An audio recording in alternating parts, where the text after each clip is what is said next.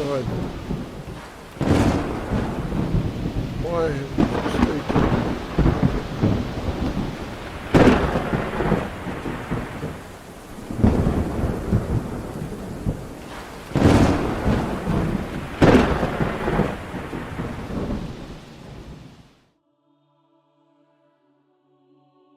Hi, I'm Scott Reeves. I'm a writer, producer, and director with Fisher Films. My latest project was The Slave in Your Backyard, looking at the local side of human trafficking. One of our goals with our documentaries at Fisher Films is to sort of bring light into the darkness, but also to bring hope where there seems to be only darkness. And the Slave film was incredibly redemptive. You can watch it now on Tubi.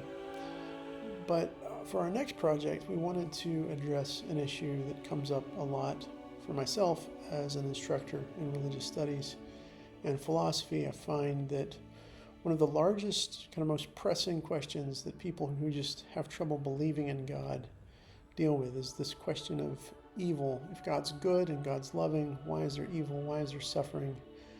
There are lots of philosophical answers to that, but we're not looking for a dry and philosophical response because that's not how God answers that question.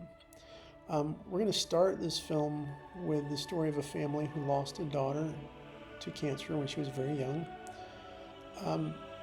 and just talking with them about how God met them in the midst of their suffering. And in that context, we'll be looking at where God meets all of us in suffering, which is through Jesus on the cross. His words, my God, why have you forsaken me?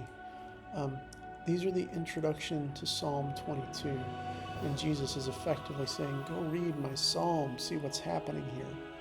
And it's in that moment of great suffering that could seem like despair that he gives us the keys to understanding the love and the heart of God in the midst of our own suffering. So we'll be using that story. We'll be talking with Bible scholars and philosophers. We're partnering with the South Carolina Study Center, which is a campus ministry here at the University of South Carolina. Their director will be one of the scholars that we speak with, and they've been generous enough to allow us to sort of raise support for this film through them.